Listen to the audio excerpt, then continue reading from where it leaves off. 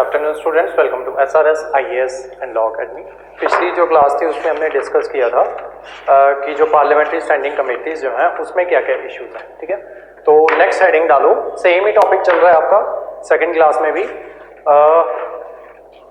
Topic है आपका जो पार्लियामेंट में इश्यूज जो हैं वो चल रहे हैं। ठीक है, तो उसमें हमने पार्लियामेंट्री स्टैंडिंग कमेटीज जो है वो देख लिया, और उसके अलावा जो अदर जनरल इश्यूज जो हैं, जो कॉमन कंबाइन हमने इश्यूज देखे, जैसे ऑर्डिनेंस मेकिंग और आपका ये जो है एंटी डिफेक्शन लॉ। ठीक है, तो ये सारे एक बार हमने कंबाइन इश्यूज देखे, देन उसके बाद हमने एक इशू को जो है वो डिस्कस किया था। वो पहला इशू कौन सा था आपका? PSCs। ठीक है, पार्लियामेंट्री स्टैंडिंग कमेटीज। अब सेकेंड इशू जिसको हम अच्छे से डिस्कस करेंगे वो है आपका एंटी डिफेक्शन लॉ। ठीक है, तो हेडिंग डाल दो anti defection law. Main heading आपकी सेम ही चल रही है, इश्यूज विद द पार्लियामेंट या इश्यूज इन पार्लियामेंट। तो हेडिंग डालो, सब हेडिंग कह लो या हेडिंग कह लो। हेडिंग है आपकी एंटी डिफेक्शन लॉ। तो जैसा कि मैंने आपको पिछली क्लास में समझाया था कि ये जो आपके MPs वगैरह जो होते हैं, तो ये अपनी अटेंडेंस वगैरह जो है ये नहीं लगाते वहां पे। ठीक है, या आपके मुद्दे जो है, जो आपको आपके मुद्दे जो है जो पार्लियामेंट तक लेके जाने चाहिए इनको, या सेंट्रल गवर्नमेंट तक लेके जाने चाहिए, वो जो है तभी लेके जाएंगे जब वहां पे इनकी अटेंडेंस जो है वो प्रॉपर होगी। तो ये अपनी अटेंडेंस ही वहां पे प्रॉपर नहीं लगा रहे तो आपके मुद्दे जो है वहां पे क्या ही उठाएंगे। ठीक है, अब एंटी डिफेक्शन लॉ जो है वो क्यों लाया गया था? होता गया था पहले जो है आपका 1985 से पहले जब भी आपकी ये वोटिंग वगैरह जो है ये होती थी। ठीक है,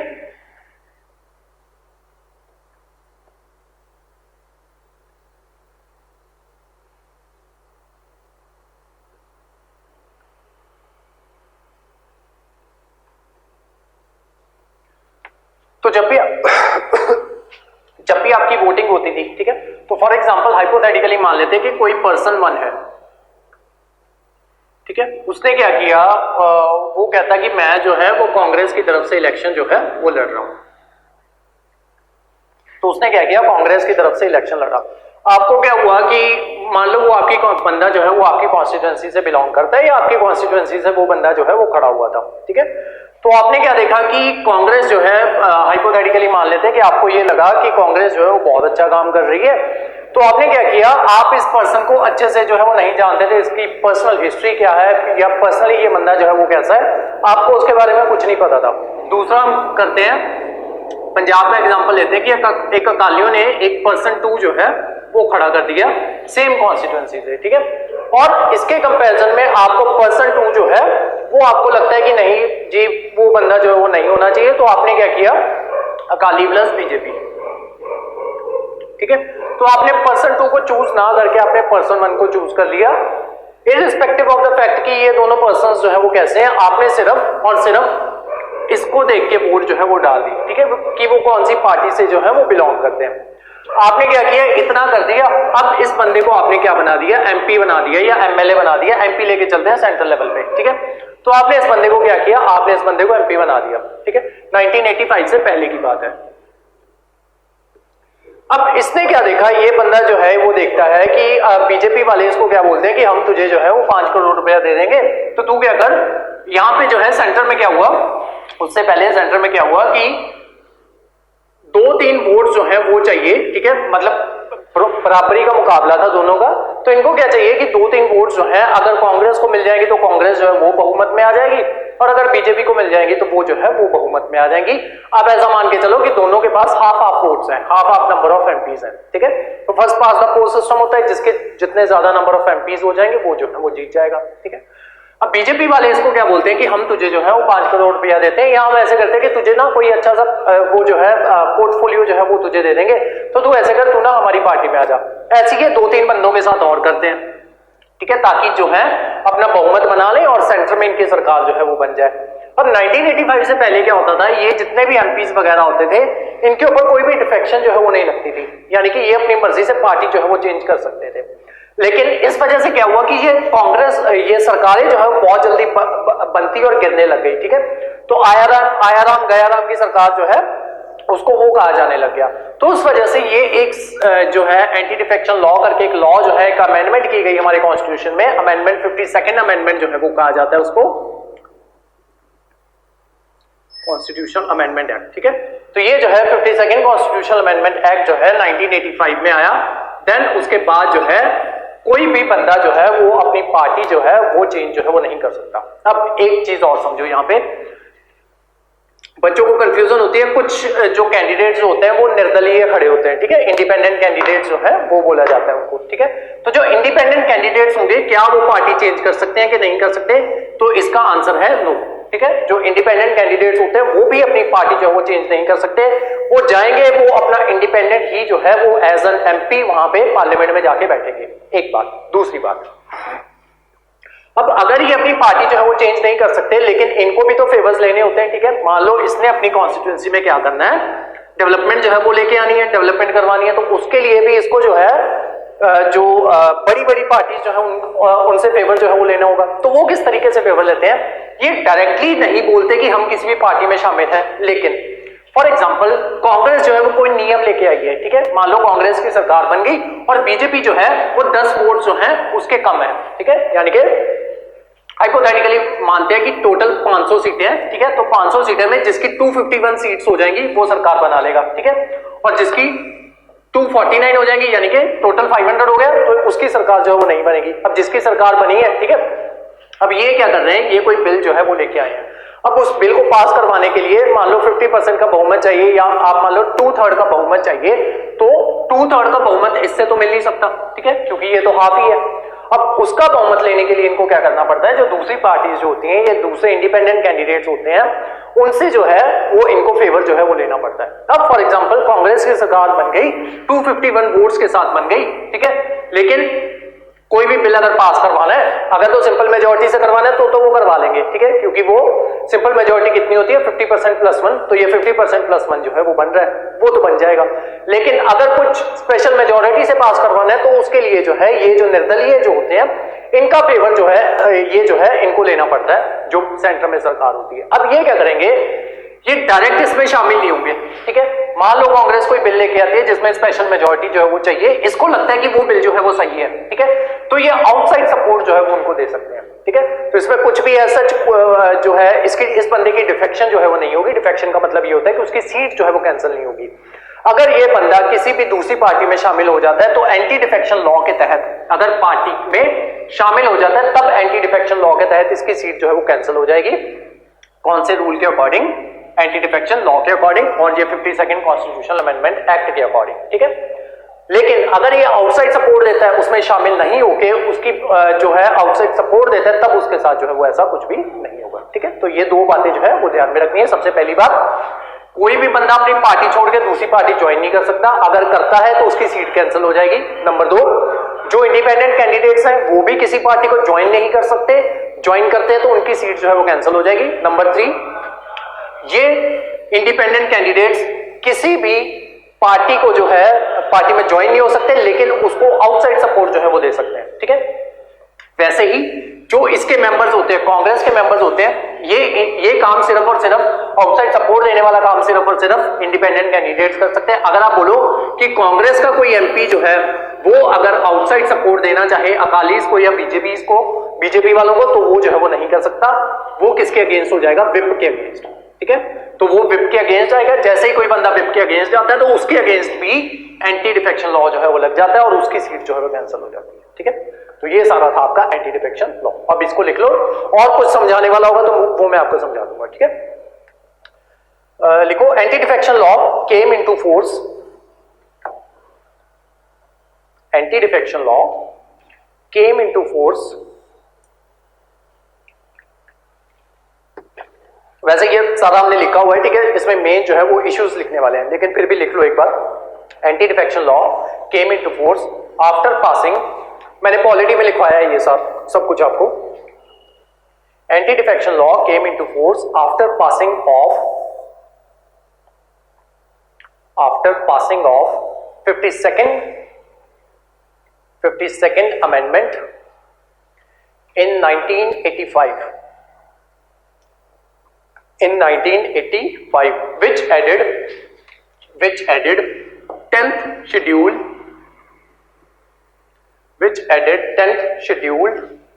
in the constitution,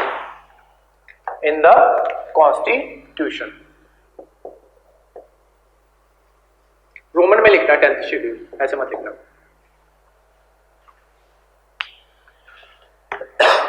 next point, Rajiv Gandhi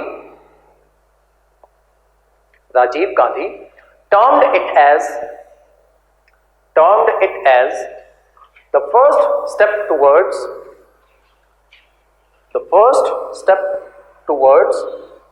cleaning public life.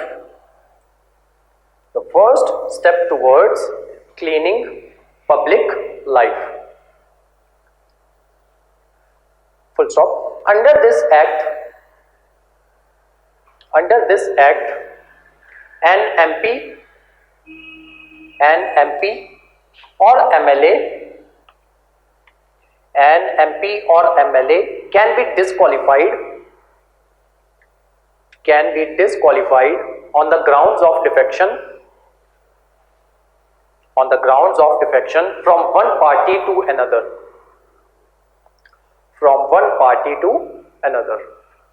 Full stop. Para change. Next heading डालो, provisions of the bill. Number 1,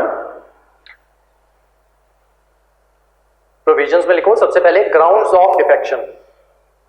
किन किन ग्राउंड्स के ऊपर जो है वो आपकी सीट जो है वो कैंसिल हो जाएगी। लिखो grounds of defection. Number 1, if a member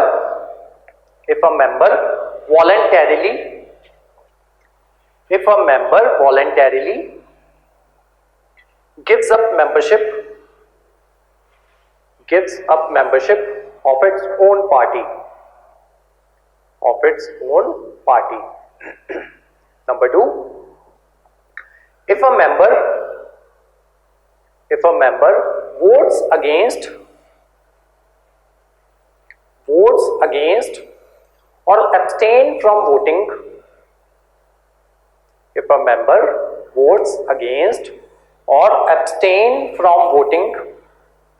in favor of party whip,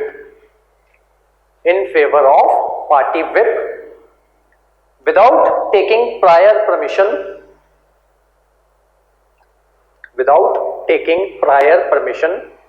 from the party.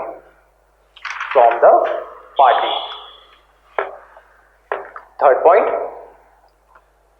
the act of member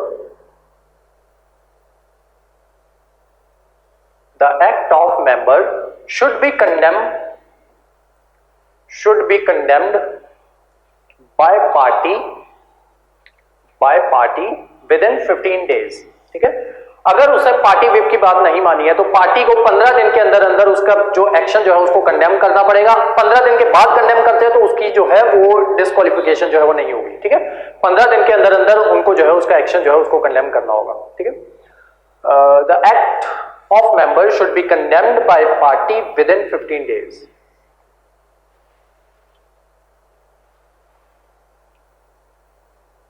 Fourth point, if elected independent member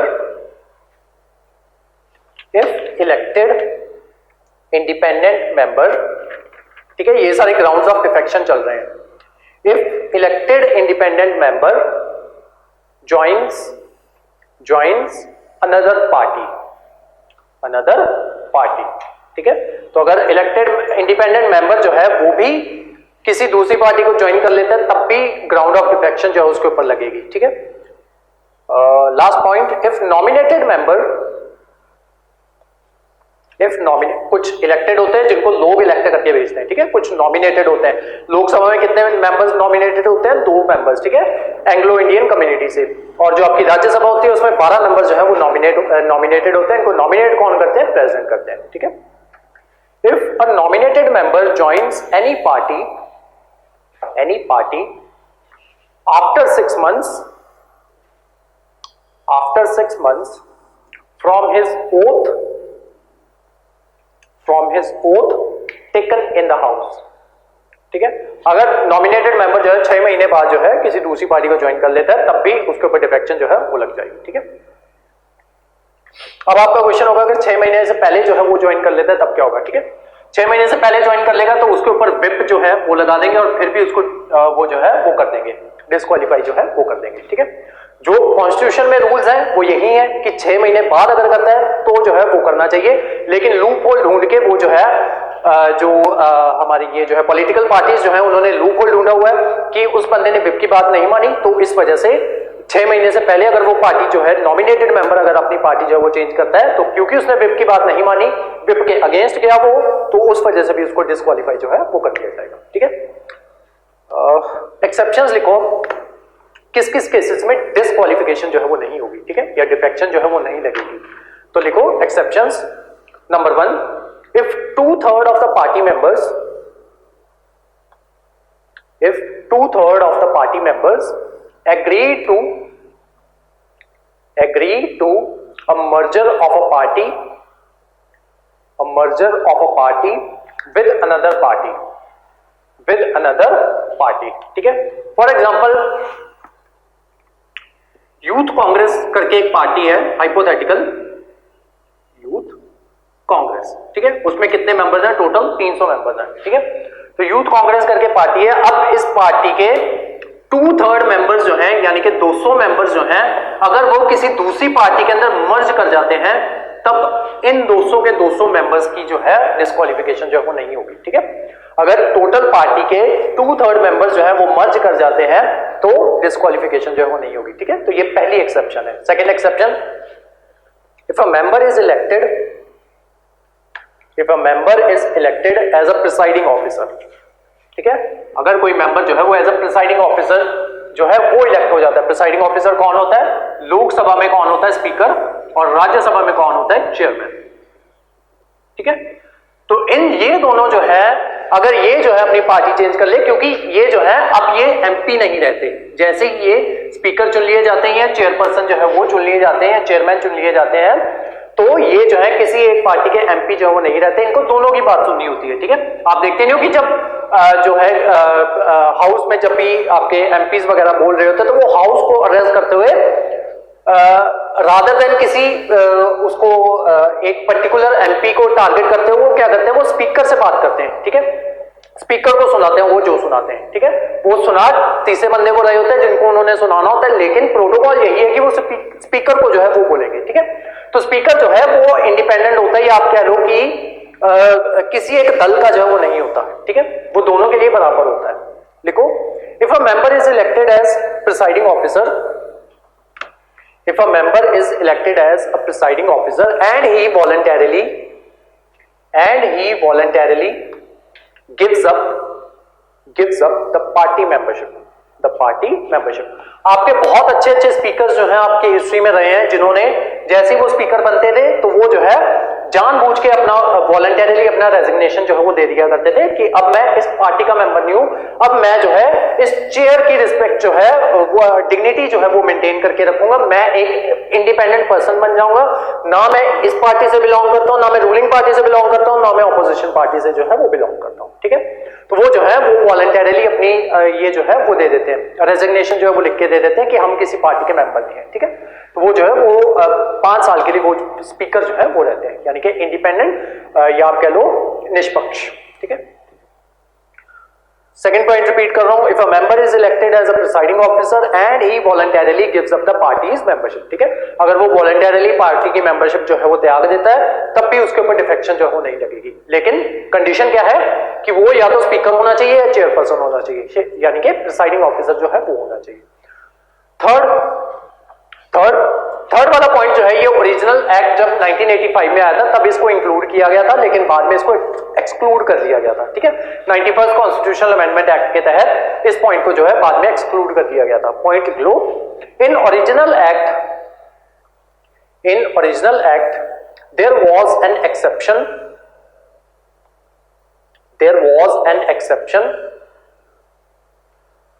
for a scenario if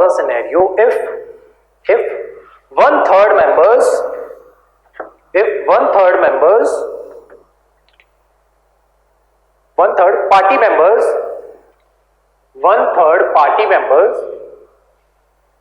split from the party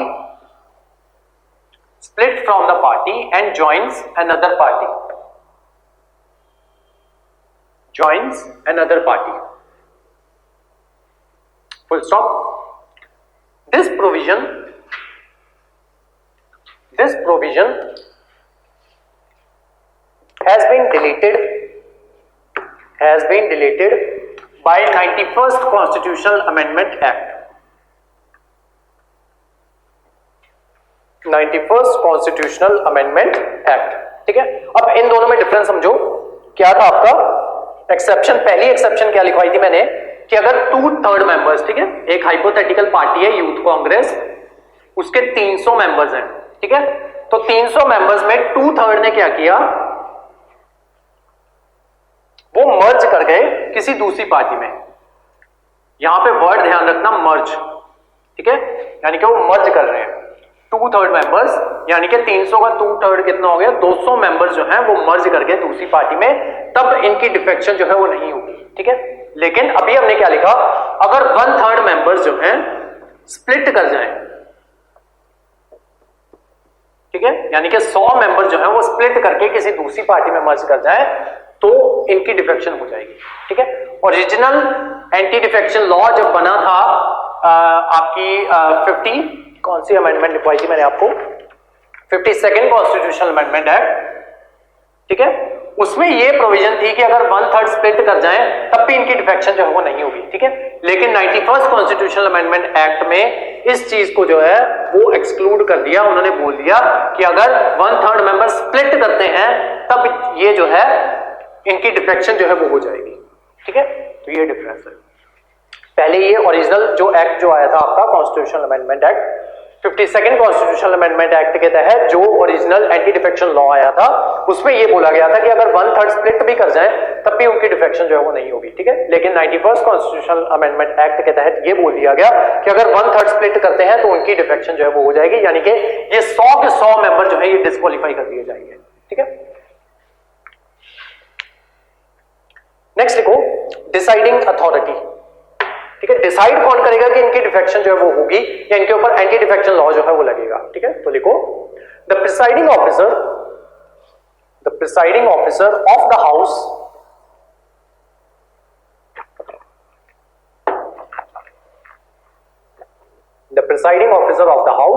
will be the deciding authority. अब exception में याद करो हमने second exception क्या लिखी थी कि if a member is elected as a presiding officer तब उसके ऊपर एंटी डिफेक्शन लॉ जो है वो नहीं लगेगा. अब क्यों नहीं लग रहा, एक रीजन और है उसका, नेचुरल जस्टिस क्या कहता है कि आप अपने ही केस में जज जो है वो नहीं हो सकते. ठीक है, तो अगर ये जो है ये अगर हम इसको सेकंड वाले पॉइंट को इंक्लूड कर लेते, यानी कि उसको एक्सेप्शन में ना रखते, यानी कि अगर कोई मेंबर जो है वो इलेक्ट हो जाता प्रिसाइडिंग ऑफिसर, उसकी भी डिफेक्शन हो जाती, तो जो आपकी ये डिसाइडिंग अथॉरिटी है वो तो खुद ही प्रिसाइडिंग ऑफिसर है, तो वो चीज जो है वो नेचुरल जस्टिस के अगेंस्ट जो है वो हो जाती. ठीक है, तो इस वजह से हमने इसको एक्सेप्शन में रखा. नेक्स्ट लिखो, लिख रहे थे हम, the presiding officer of the house will be the deciding authority, full stop. Originally the decision of presiding officer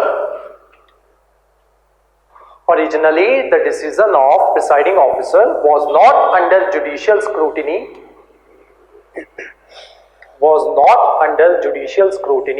but in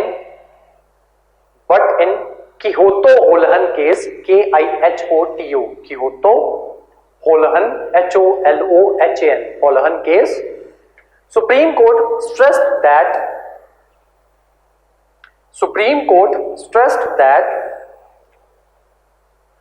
the decision of presiding officer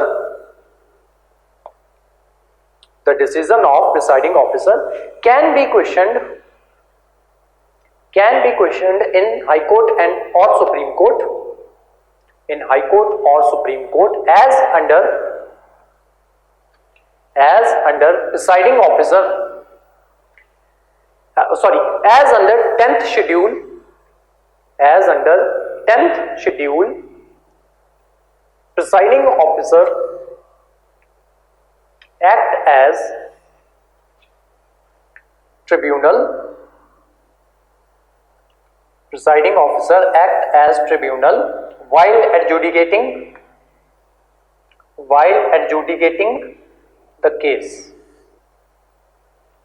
While adjudicating the case. ये चीज भी हमने discuss की थी जब हम polity cover कर रहे थे, तो मैंने आपको बताया था कि सुप्रीम कोर्ट ने क्या बोला था, सुप्रीम कोर्ट ने घुमा के इनका कान पकड़ा था, ठीक है। सुप्रीम कोर्ट ने बोला कि हम तुम्हारे डिसीजन जो है हम उसको जज नहीं कर रहे कि तुमने क्या डिसीजन लिया, हम बस ये चेक कर रहे हैं कि आपके डिसीजन लेने के पीछे इंटेंशन जो है वो गलत तो नहीं थी, ठीक है। तो सुप्रीम कोर्ट ने घुमा के ये बोला कि हम तुम्हारी इंटेंशन जो है वो चेक कर रहे हैं, ठीक है। हम तुमसे कोई डॉक्यूमेंट थोड़ी मांग रहे हैं कि तुमने जो है इसको किस वजह से जो है हमें डॉक्यूमेंट पेश करो कि अपना प्रूफ दो कि वो बंदा जो है वो डिफेक्शन कर रहा था, ये कुछ भी कर रहा था, हम बस तुम्हारी इंटेंशन चेक कर रहे हैं। तो इंटेंशन जो वो भी कैसे चेक करवाएगी, वो भी प्रूफ जो हमको देना पड़ेगा, ठीक है। तो सुप्रीम कोर्ट ने घुमा के जो है वो कान पकड़ा था कोई तो उल्लंघन केस में, ठीक है। तो ये हमने डिस्कस किया था जब हम पॉलिटी डिस्कस कर रहे थे, पॉलिटी में भी जब हम एंटी डिफेक्शन लॉ जो है वो डिस्कस कर रहे थे, ठीक है। नेक्स्ट लिखो रूल मेकिंग। नेक्स्ट हेडिंग है रूल मेकिंग। लिखो presiding officer of house, presiding officer of the house can make rules and guidelines, can make rules and guidelines for the functioning of anti-defection law, for the functioning of anti-defection law in the house, and those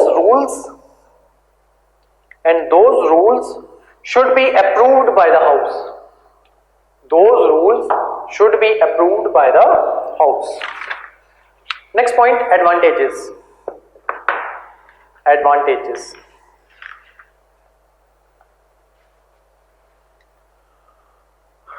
लिखो it has provided the advantages, हम लिख रहे हैं इसकी anti defection law की।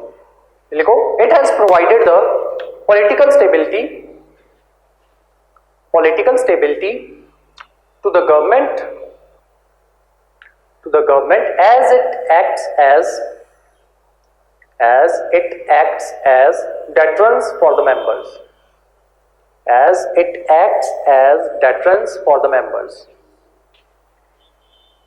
Next point, the law facilitates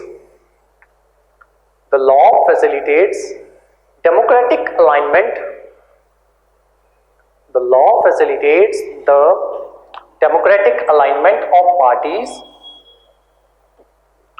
parties as it allows for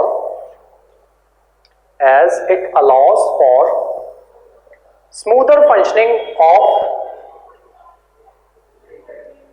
smoother functioning मत लिखो, smoother merger of parties लिखो, smoother merger of parties. Third point, it was for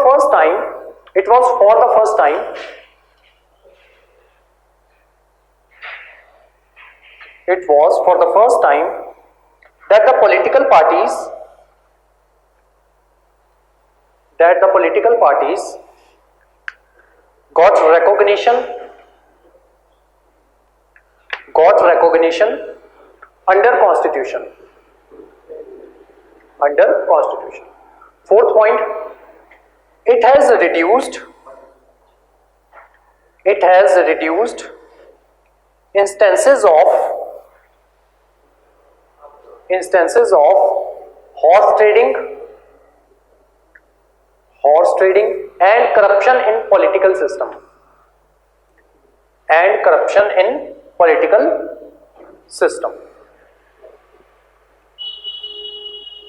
Next लिखो criticism. नेक्स्ट हेडिंग डालो criticism. इसमें लिखो it does not differentiate between dissent, D-I-S-C-E-N-T, dissent का मतलब होता है constructive criticism.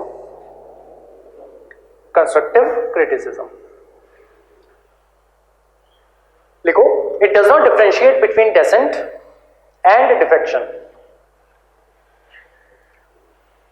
Descent and defection, इसका मतलब समझो।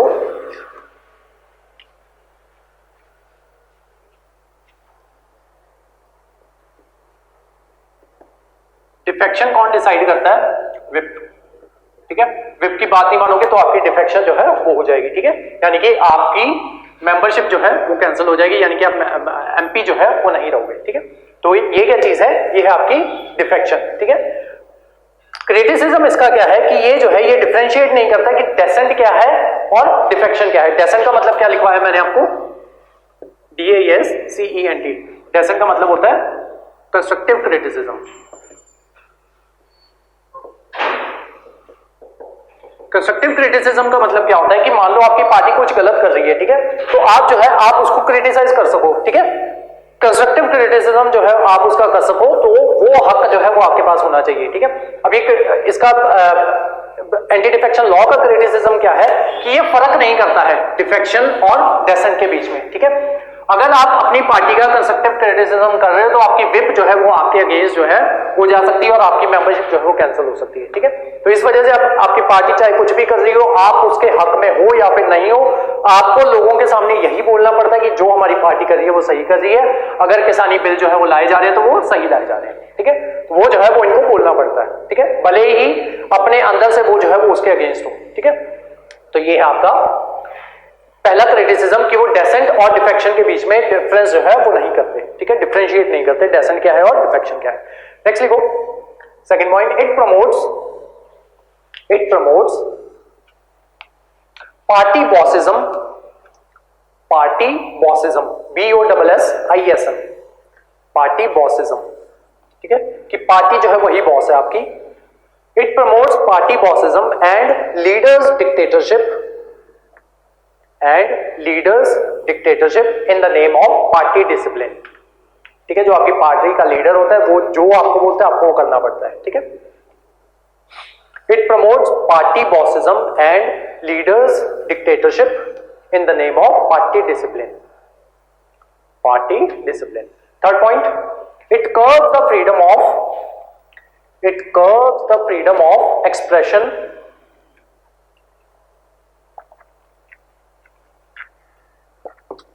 the freedom of expression of members, ठीक है। उनका अपना फ्रीडम ऑफ एक्सप्रेशन जो रहता ही नहीं है, जो पार्टी बोलेगी उनको उनके अकॉर्डिंग जो है बाहर जाके जो है बयान जो है वो देना पड़ेगा, ठीक है। Fourth point, there is no action taken against the anti-party activities of party members outside the house, ठीक है। जब आप हाउस से बाहर हो जाते हो, यानी कि जब आप पार्लियामेंट से बाहर हो, ठीक है, तो उस टाइम पे आप जो है एंटी पार्टी एक्टिविटीज में अगर आप शामिल भी हो तो आपके ऊपर एंटी डिफेक्शन लॉ जो है वो नहीं लगेगा, ठीक है। तो ये भी उसका क्रिटिसिज्म है, ठीक है। फिर ये लॉ बनाने का फायदा क्या है, ठीक है, कि जब तक आप हाउस में हो या पार्टी में हो तब तक आप जो है वो पार्टी के साथ हो, जैसे ही आप नहीं हो हाउस में तो आप जो है पार्टी के अगेंस्ट कुछ भी बोलो, ठीक है, जैसे सुखपाल खैरा जो है वो करता था। Next point, there is no logic behind the discrimination between independent and nominated members, ठीक है। तो नॉमिनेटेड मेंबर्स में मैंने आपको लिखवाया था कि अगर वो 6 महीने से पहले जो है वो पार्टी चेंज कर लेते हैं तब उनके ऊपर डिफेक्शन जो वो नहीं लगेगी, लेकिन नॉमिनेटेड मेंबर अगर ऐसा आपका ये जो है इंडिपेंडेंट मेंबर अगर ऐसा करता है तो उसके ऊपर डिफेक्शन जो है वो लग जाएगी, ठीक है। तो दोनों के बीच में डिस्क्रिमिनेशन जो है वो जो है ये जो इस लॉ का कोई लॉजिक नहीं, अगर दोनों के बीच में आपको डिस्क्रिमिनेशन जो है वो करनी है, ठीक है। 6th point, there has been a criticism of role of presiding officer as he or she lacks judicial knowledge and any kind and any kind of adjudicating experience, full stop. Two former para change करके लिख लो इसको, two former presiding officers,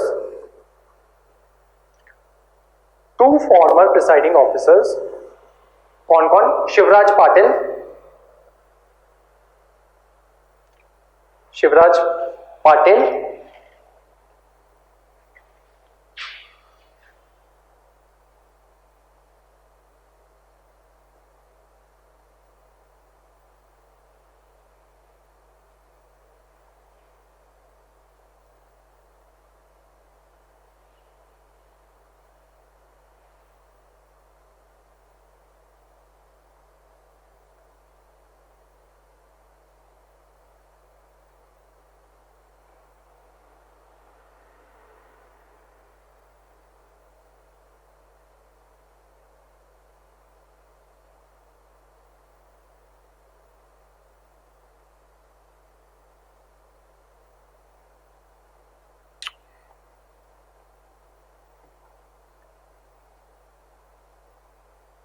and रे, RAY, रे, इसका full name नहीं मिल रहा मुझे, रे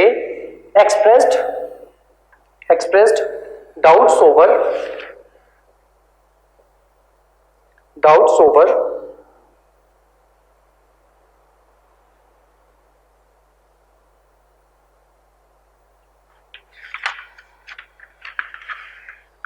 their suitability to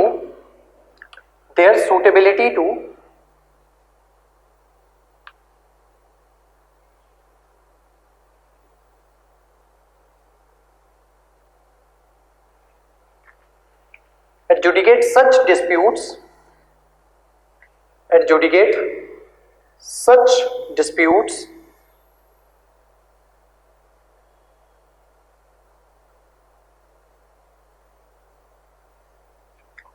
under anti-defection law. Last point, the members have stopped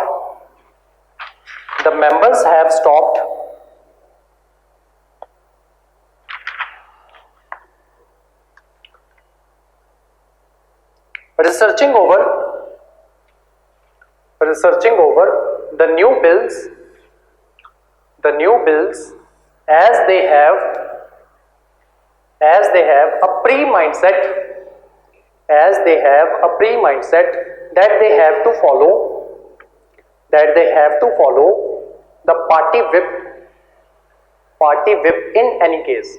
ठीक है, तो ये एक और क्रिटिसिज्म है इसका कि ये जो आपके मेंबर्स जो है उन्होंने रिसर्च करना ही छोड़ दिया, क्योंकि उनको पता है कि जो पार्टी विप ने बोला है हमें उसी के अकॉर्डिंग फैसला जो है वो सुनाना है। इस वजह से वो अपनी रिसर्च करते ही नहीं है कि ये पर्टिकुलर बिल जो है ये हमारे लिए अच्छा है या फिर बुरा है। ठीक है, वो चुप करके उनको पता है कि जो पार्टी विप ने बोला है हमें वही जो है फैसला जो वही सुनाना होगा, उसी के हक में फैसला सुनाना होगा या उसी के अगेंस्ट जो है वो फैसला जो है वो सुनाना होगा। ठीक है, तो इस वजह से उन्होंने अपनी रिसर्च करनी जो है वही छोड़ दी है। ठीक है, नेक्स्ट लिखो recommendations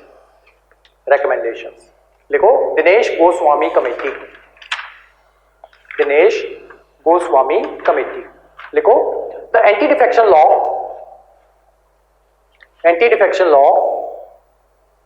should be limited to the members who voluntarily gives up the membership of the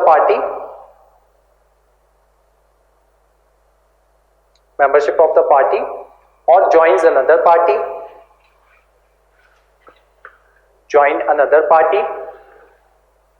or vote against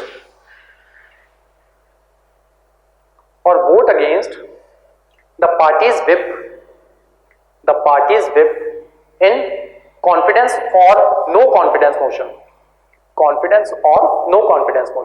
तो दिनेश गोस्वामी कमेटी क्या कहती है कि डिफेक्शन आपके ऊपर तभी होनी चाहिए, ये रिकमेंडेशन देती है, अपनी मानता कोई नहीं है। ठीक है, अलग अलग रिकमेंडेशंस आई हैं, एक लॉ कमीशन की रिकमेंडेशन लिखेंगे और एक NCRWC की रिकमेंडेशन लिखेंगे। दिनेश गोस्वामी कमेटी जो है ये क्या कहती है कि आपके ऊपर डिफेक्शन जो है तभी लगनी चाहिए जब अगर आप वॉलंटरली रेजिग्नेशन जो है वो दे रहे हो। ठीक है, कि अपनी मर्जी से रेजिग्नेशन जो है वो आप दे रहे हो तो आपके ऊपर डिफेक्शन जो है वो लग जाए, यानी कि आपकी सीट जो है वो कैंसिल हो जाए, ठीक है। नंबर 2, अगर आप जो है दूसरी पार्टी ज्वाइन कर लेते हो तब भी आपके ऊपर ये डिफेक्शन जो है वो लग जानी चाहिए। तीसरा, आपके ऊपर विप के थ्रू जो डिफेक्शन लगती है वो सिर्फ उस केस में लगनी चाहिए जब आप विप के अगेंस्ट जाओ, लेकिन कब, जब कॉन्फिडेंस या नो कॉन्फिडेंस मोशन जो है वो पास हो रहा हो। नो कॉन्फिडेंस मोशन क्या होता है? नो कॉन्फिडेंस मोशन तब होता है, मान लो टोटल 500 सीट्स हैं, ठीक है, हाइपोथेटिकल मान के चलते हैं, यानी कि जीतने के लिए दोनों के पास बराबर 250 है, ठीक है। तो दोनों के पास अगर बराबर सीट्स जो हैं तो जीतने किस पार्टी की सरकार बनेगी? जिसके पास 251 वोट जो है वो आ जाएंगे तो उसकी सरकार जो है वो बन जाएगी, ठीक है। 50% से ज्यादा वोट्स आ गए तो इसकी सरकार जो है वो बन जाएगी, ठीक है। लेकिन अब मान लो इस सरकार ने क्या किया, इसके 5 एमएलएज या 2 एमएलएज जो है, सॉरी एमपीज जो है वो खरीद लिए, ठीक है। तो वो एमपीज जो है वो इस साइड आ गए, तो अब इनकी वोट जो है इनकी कितनी रहेगी? 249 रह गए और इनके पास 251 हो गए, ठीक है। इनको पता है कि अब हमने 2 इनके जो एमपीज जो है वो खरीद लिए, तो वो क्या करेंगे, इनके अगेंस्ट जो है वो नो कॉन्फिडेंस मोशन जो है वो ले आएंगे, ठीक है। जैसे ही नो कॉन्फिडेंस मोशन आएगा तो प्रिसाइडिंग ऑफिसर यानी कि स्पीकर जो है वो क्या बोलेगा, सरकार को बोलेगा कि आप अपना कॉन्फिडेंस जो है वो शो करो। उस दिन क्या होगा, दोनों की विप जो है वो आएगी, सबको बोला जाएगा कि आज के दिन सबको प्रेजेंट रहना है, ठीक है। भले आपका उस दिन डायलिसिस हो रहा है, कुछ भी हो रहा है, उस दिन ऑर्डर होता है कि हर एक बंदा जो है वो यहाँ पे प्रेजेंट होगा, ठीक है, क्योंकि वोटिंग जो है वो करवानी होती है। सरकार अदरवाइज गिर जाएगी अगर 50% से वोटिंग जो है ज्यादा इनकी नहीं आई या इनकी वोटिंग जो है वो ज्यादा आ गई, ठीक है। उस दिन सबको बोला जाता है, ठीक है, वो चीज कहलाती है कॉन्फिडेंस या फिर नो कॉन्फिडेंस मोशन, ठीक है। तो दिनेश गोस्वामी कमेटी क्या कहती है कि अगर इस टाइम पे विप की बात कोई मेंबर जो है वो ना माने तब उसको डिफेक्शन जो है वो लगाओ, अदरवाइज हर बात के ऊपर विप की बात नहीं मानी तो जो है उसके ऊपर डिफेक्शन जो है वो नहीं लगानी चाहिए, ठीक है। तो ये रिकमेंडेशन है दिनेश गोस्वामी की। रिपीट कर रहा हूं मैं, the anti defection law should be limited to the members who voluntarily gives up the membership of the party और ज्वाइंस अनदर पार्टी और vote against the party's whip in confidence और no confidence motion. Second point Dinesh Goswami committee का ही, the deciding authority should be the deciding authority should be shifted from presiding officer to president, ठीक है। तो Dinesh Goswami committee क्या कहती है कि ये जो है डिसाइडिंग अथॉरिटी स्पीकर या फिर आपका लोकसभा का चेयरमैन जो है वो नहीं होना चाहिए, रादर देन प्रेसिडेंट जो है वो डिसाइडिंग अथॉरिटी जो है वो होनी चाहिए, ठीक है। प्रिसाइडिंग इसके लिए आपके एंटी डिफेक्शन लॉ के लिए, ठीक है।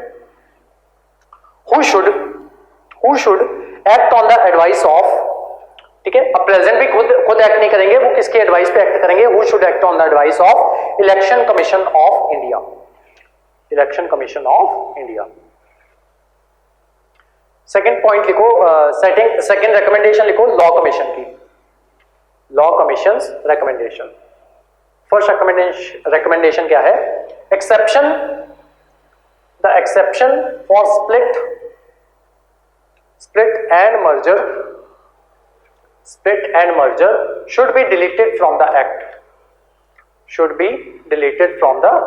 ठीक है। तो लॉ कमीशन क्या कहता है कि ये जो हमने एक्सेप्शन रखी है स्प्लिट की तो ऑलरेडी जा चुकी है, ठीक है।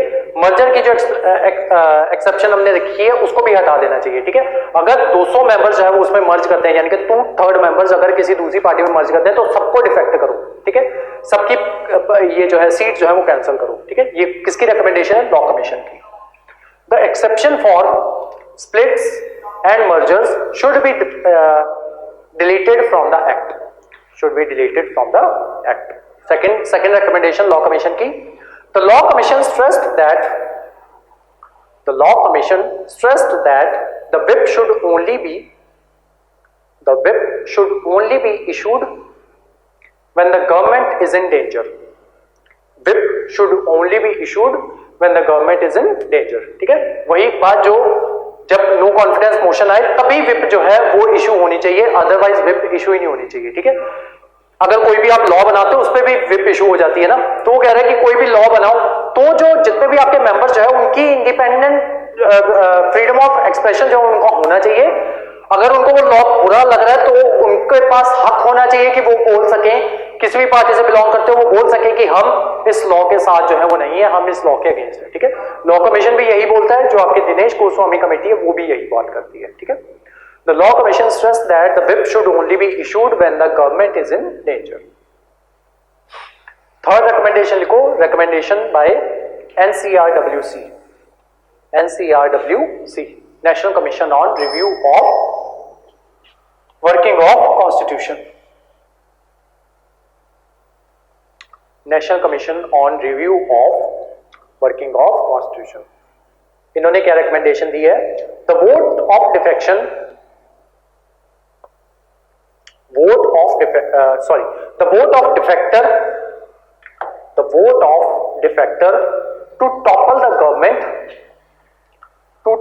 Government should not be counted, should not be counted. ठीक है, जो डिफेक्टर है अगर वो अपनी पार्टी को हरवाना चाहता है तो उसकी वोट ही जो है वो काउंट ही ना करो। ठीक है, अगर वो दूसरी पार्टी के फेवर में जाके वोट कर रहा है तो उसकी वोट ही काउंट ना करो। ठीक है, तो ये भी सिंपल सी बात यही कह रहे हैं कि जो आप व्हिप इशू करते हो वो सिर्फ और सिर्फ नो कॉन्फिडेंस मोशन के टाइम पे व्हिप जो है वो इशू होनी चाहिए। इनडायरेक्टली इन्होंने भी यही बात की है। ठीक है, नेक्स्ट लिखो, नेक्स्ट मेन हेडिंग डालो, ordinance making power of the president, ordinance making power of the president लिखो। इसमें article 123, article 123 sorry under article 123, under article 123 president can promulgate, president can promulgate, promulgate, promulgate the ordinance, president can promulgate an ordinance in case of two conditions, two conditions। सबसे पहली condition क्या है? either both houses or one house is not in session, is not in session। Second condition, if he is satisfied that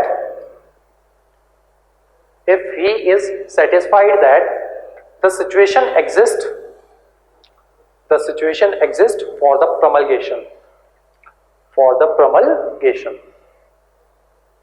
time span इसका कितना होता है? 6 months 6 weeks, time span 6 months 6 weeks। ठीक है, ये सब हम ऑलरेडी लिख चुके हैं। अब लिखो इश्यूज, ऑर्डिनेंस मेकिंग में क्या इश्यूज हैं? लिखो नंबर 1 प्रोमलगेशन इशू, प्रोमलगेशन इशू। सबसे पहला इशू यही है कि क्या ऑर्डिनेंस लगाई जानी चाहिए या फिर नहीं लगाई जानी चाहिए। ठीक है, लिखो whether the ordinance should be issued or not, whether the ordinance should be issued or not। Second, repromulgation, इसमें लिखो it results in bypassing of parliament and erodes the accountability, bypassing the parliament and erodes the accountability of government towards legislature and the people, next लिखो DC Wadhwa case, DC में issues में लिखो DC Wadhwa case. इसमें लिखो number 1 promulgation as a matter of principle, should be ended,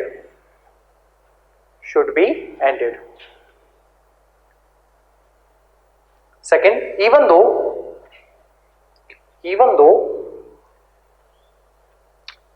president's discretion is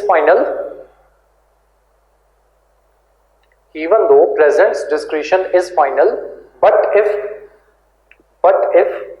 it is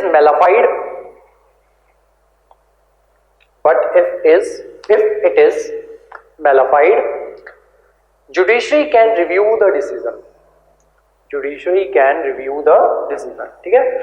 वो कहते हैं कि वैसे तो फाइनल डिसीजन जो होता है वो प्रेसिडेंट का होता है कि ये जो है आपकी प्रमलगेशन लगाई जानी चाहिए या फिर नहीं लगाई जानी चाहिए, यानी कि ऑर्डिनेंस जो है इशू करनी चाहिए या फिर नहीं करनी चाहिए। फाइनल डिसीजन प्रेसिडेंट का होता है, नो डाउट। लेकिन ऐसा भी तो हो सकता है कि उसकी इंटेंशन जो है वो मैलिफाइड हो, ठीक है। तो इस वजह से ये जुडिशरी जो है उसके पास रिव्यू का डिसीजन जो है वो होना चाहिए, ठीक है। तो ये डीसी बाधवा केस में सुप्रीम कोर्ट ने जो है वो बोला था, ठीक है।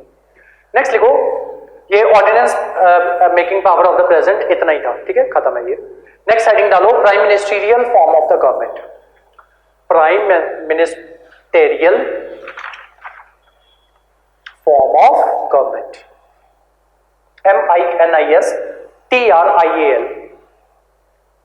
Prime ministerial form of government लिखो। It indicates toward the conversion of parliamentary form of government to prime ministerial form of government, ठीक है। पार्लियामेंट्री फॉर्म ऑफ गवर्नमेंट का मतलब क्या होता है कि जो डिसीजन होगा वो पार्लियामेंट का होगा, ठीक है। यानी कि अगर जितने भी पार्लियामेंट में जितने भी मेंबर्स हैं, हाइपोथेटिकली हम 500 मेंबर लेके चल रहे हैं, ठीक है। तो अभी करंटली बीजेपी की सरकार चल रही है, ठीक है। तो टोटल हाइपोथेटिकल मान के चल रहे हैं 500, ठीक है। वैसे 545 है, ठीक है। सिर्फ वो इजी हो जाए इस वजह से मैं 500 लेके चल रहा हूं, ठीक है। तो बीजेपी की सरकार है, ठीक है। जितनी भी वोट्स है इसके पास, फॉर एग्जांपल हाइपोथेटिकली मान के चलते हैं कि 350 है, ठीक है। पीछे बचा कितना, 150, ठीक है। कांग्रेस या फिर अदर्स, ठीक है। तो इनके पास 150 है, ठीक है, 500 हो गए। तो पार्लियामेंटेरियन फॉर्म ऑफ गवर्नमेंट का मतलब क्या होता है कि पार्लियामेंट का से होगा, ठीक है। किसी एक बंदे का से नहीं होगा, जो पार्लियामेंट बोलेगी उसके अकॉर्डिंग चलेगा, ठीक है। कोई रूल पास होगा तो सारी पार्लियामेंट जो डिसीजन पार्लियामेंट लेगी इंक्लूडिंग दीज टू, ठीक है। तो जो डिसीजन इनका होगा उसी के अकॉर्डिंग सरकार जो है वो चलनी चाहिए, उसी के अकॉर्डिंग देश जो है वो चलना चाहिए, ठीक है। किसी एक बंदे की मर्जी जो है वो नहीं चलनी चाहिए, ठीक है। कोई एक बंदा कहता है कि मुझे पूरे देशों की यात्रा करनी है, मुझे पूरे देशों से वो जो है उनका हाईएस्ट वो जो है सिविलियन अवार्ड जो है वो लेके आना है, तो वो चीज जो है वो नहीं होनी चाहिए, ठीक है।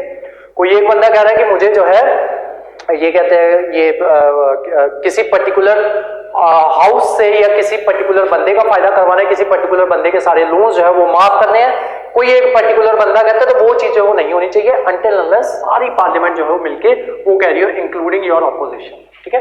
तो ये मतलब होता है पार्लियामेंट्री फॉर्म ऑफ गवर्नमेंट का। तो अभी हमारी करंटली जो गवर्नमेंट जो है वो चेंज होती जा रही है धीरे धीरे पार्लियामेंट्री फॉर्म ऑफ गवर्नमेंट से prime ministerial form of government की ओर, ठीक है। तो ये भी हमारा एक इशू है, लिखो। It indicates towards the conversion of parliamentary form of government to prime ministerial form of government, which shares similarities with presidential form of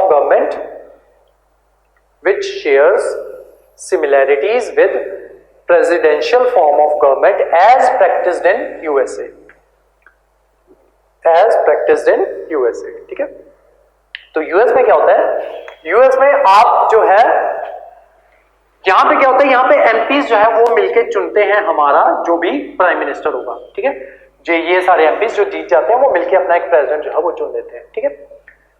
USA में क्या होता है, यहां पे प्रेसिडेंट के लिए स्पेशल, प्राइम मिनिस्टर के लिए स्पेशल से वोटिंग नहीं होती। फॉर एग्जांपल मतलब क्या है कि यहां पे अगर मोदी, एक साइड पे मोदी चुना जाएगा, दूसरी साइड पे अगर राहुल गांधी जो है वो प्राइम मिनिस्टर कैंडिडेट जो है अगर वो बनता है तो, ठीक है। तो ऐसा नहीं होगा कि इन दोनों के बीच में ऐसे करके वोटिंग होगी कि कौन प्राइम मिनिस्टर बनेगा, नहीं। इसको क्या करना है, एक एमपी की सीट जीतनी है, इसको भी एक एमपी की सीट जीतनी है, ठीक है। इसके लिए इन दोनों को पहले एमपी बनना होगा, ठीक है। देन बाद में आपकी पार्टी जो है जितने भी एमपीज होंगे उसमें से किसी एक को चुन लेगी। वो एज इट इज पहले से ही डिसाइडेड होता है कि अगर बीजेपी है तो मोदी जीतेगा, और अगर वो कांग्रेस वाले अपना कोई कैंडिडेट ले आते हैं तो ठीक है, अदरवाइज राहुल गांधी, ठीक है। तो ये हो गया कि पहले आपको एमपी बनना जरूरी है यहां पे, किसमें, पार्लियामेंट्री फॉर्म ऑफ गवर्नमेंट जो हमारे देश में चलती है, ठीक है।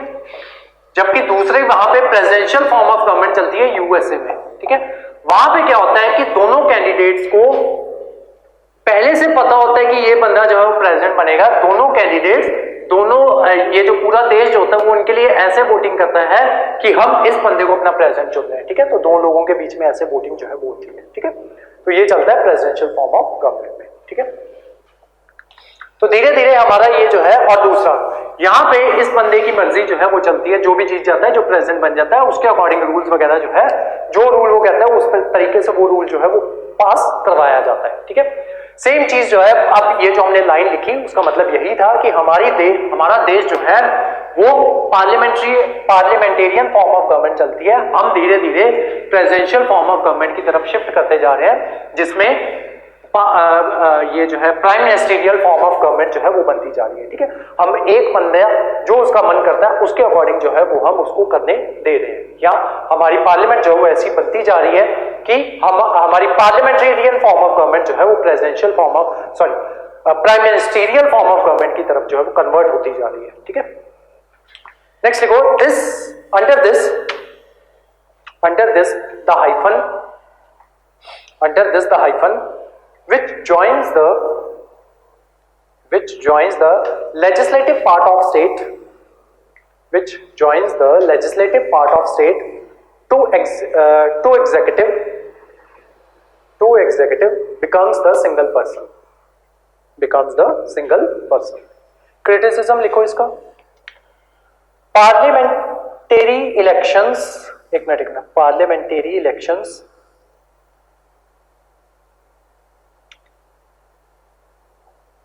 पार्लियामेंटेरियन इलेक्शंस या पार्लियामेंट इलेक्शंस लिख लो, parliament elections are becoming prime ministerial elections. Parliament elections are becoming prime ministerial elections. For example, in 2014 and 19, BJP announced their PM candidate. 2014 and 19, BJP announced their PM candidate. Thus, the election became the clash of personalities. ठीक है। 2014 में भी आपने देखा, 2019 में भी देखा कि लोग जो है वो मोदी की वजह से जीत रहे थे, ठीक है। एमपी जो है मोदी की वजह से बन रहे थे, ठीक है। किसी को कोई फर्क नहीं पड़ रहा कहां पे कौन जो है एमएलए जो है या एमपी जो है वो खड़ा था। जैसे कि गुरदासपुर में वो जीत गया, जिसको एबीसी भी नहीं पता इसकी पॉलिटिक्स की, क्या था वो, सनी देओल, ठीक है। वहां पे बंदे जो है वो अब कई सालों से काम कर रहे थे, ठीक है। और बीजेपी के बंदे भी अपनी तरफ से काम कर रहे थे। हम ऐसे नहीं कहते कि कांग्रेस से वहां पे जाखड़ था, ठीक है। और बीजेपी में वहां पे वो थे, हीरो ही थे, क्या था नाम उनका, खन्ना, कोई विनोद खन्ना, यस विनोद खन्ना, ठीक है। तो उनकी डेथ हो गई, तो ये बोला जा रहा था कि या तो उनकी वाइफ जो है वो लगेगी वहां पे, वो इलेक्शन जो है वो लड़ेंगे। 2019 की बात है ये, ठीक है। कांग्रेस की तरफ से जाखड़ था और यहां से विनोद खन्ना की डेथ हो चुकी थी, तो ये कहा जा रहा था कि या तो विनोद खन्ना का बेटा आएगा या फिर उनकी वाइफ जो है वो आएगी, ठीक है। वाइफ के चांसेस जो है वो ज्यादा थे, ठीक है। लेकिन मोदी ने क्या बोला कि यहां से हम जो है वो सनी देओल जो है उसको खड़ा करेंगे, और उसके अलावा सनी देओल के अलावा भी ये जो विनोद खन्ना के बाद भी जो आपके उनके नीचे लेवल के जो भी बंदे होते हैं वो भी काम कर रहे होते हैं। बहुत सी लोगों की सेवाएं जो है वो उनको सेवा जो है वो दे रहे होते हैं, यानी कि लोगों की सर्विस जो है वो कर रहे होते हैं, लोगों की सर्विस के लिए काम कर रहे होते हैं, यानी कि पार्टी की सर्विस के लिए काम कर रहे होते हैं, जैसे मर्जी समझ लो आप। तो जरूरी नहीं है कि इस बंदे को लाया जाना चाहिए था, ठीक है, जिसका लोगों को भी पता था कि ये बंदा दोबारा यहाँ पे घुसने वाला नहीं है, लेकिन फिर भी सिर्फ और सिर्फ मोदी की वजह से सनी देओल को जो है वो जिता दिया गया, और हुआ वही जो होना था। एक दिन उसने मुंह दिखाया, उसके बाद जो है 5 साल के लिए वो वहां पे नहीं गया, ठीक है। अब देखते हैं वहां से खड़ा हो रहा है कि नहीं हो रहा। तो ये था कि ये जो है वो मोदी वेव की वजह से जो है ये लोग जो है वो जीत गए, ठीक है। वहां पे एग्जाम्पल लिख रहे थे हम, इन 2014 and 19 BJP announced their PM candidate, thus the election became the clash of personalities. Next point, many a times PM is a party head as well. Many a times PM is a party head as well. This results in the dilution of difference between party interest and governmental interest, ठीक है। तो बहुत बार जो है वो ऐसा होता है, वैसे जनरली अब तो नहीं होता, बहुत टाइम पहले जो है वो हुआ करता था कि जो आपका पार्टी, एक तो होता है आपका पार्टी हेड, ठीक है, पार्टी हेड फॉर एग्जांपल मान लो आपकी बीजेपी है, ठीक है, और दूसरी साइड है आपकी कांग्रेस, ठीक है। तो कांग्रेस का एक तो वो लीडर होगा जिसको इनको पता होगा कि वो जो है पीएम कैंडिडेट बनेगा, ठीक है, फॉर एग्जांपल यहाँ पे राहुल गांधी, ठीक है, और यहाँ पे बीजेपी में मोदी, ठीक है।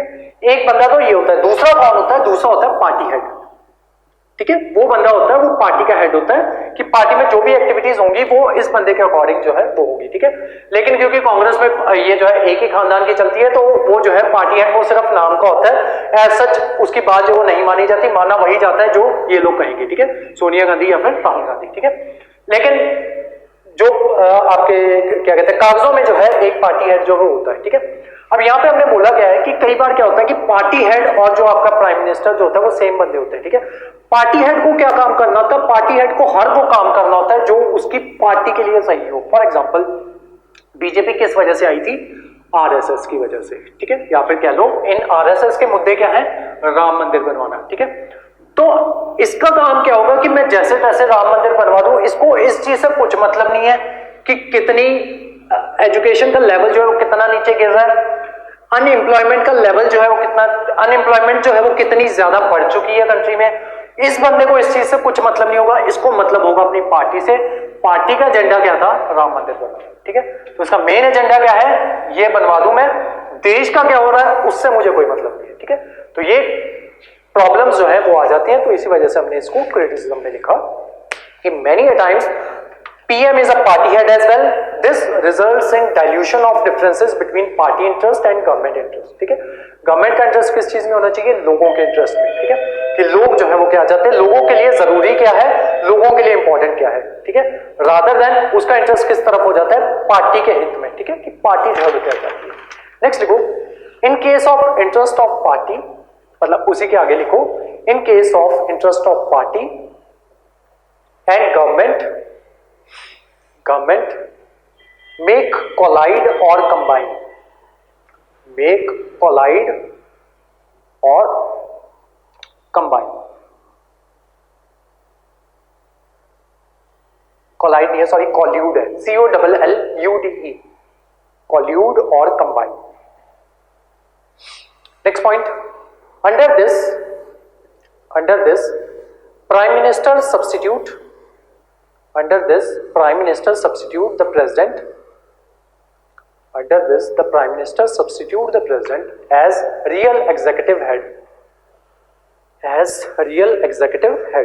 Next point, virtually ministers hold office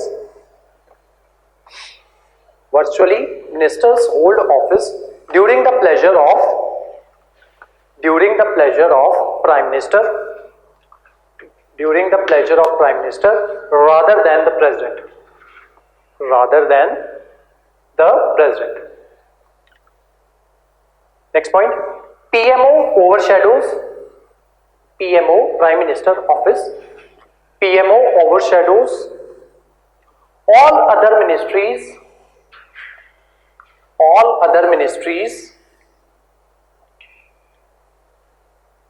in foreign affairs,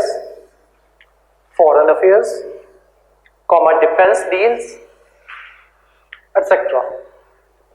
ठीक है, तो आप देखते हो कि फॉरेन अफेयर्स जो है पहले जब कांग्रेस की सरकार थी तो जो उनके फॉरेन मिनिस्टर जो है वो जाया करते थे फॉरेन अफेयर्स के लिए, ठीक है, आजकल मोदी जो है वो जाता है, ठीक है, डिफेंस डील करनी है तो हमारा डिफेंस मिनिस्टर जो है वो जाया करता था, आजकल मोदी जो है वो जाता है, ठीक है, तो उसने सब कुछ जो है वो अपने हाथ में ले रखा है, ठीक है।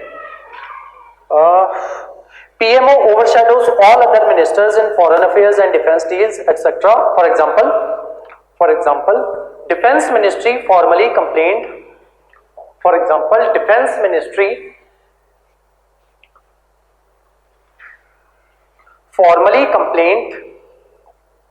against PMO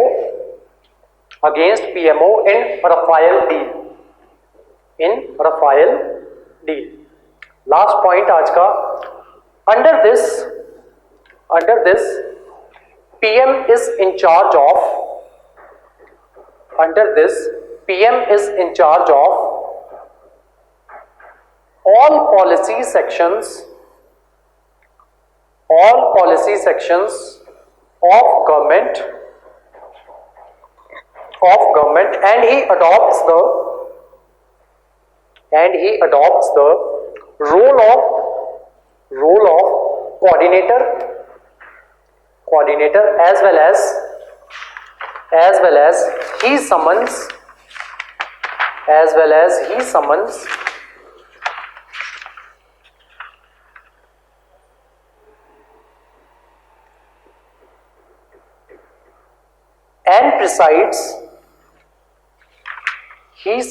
and presides most of the meetings।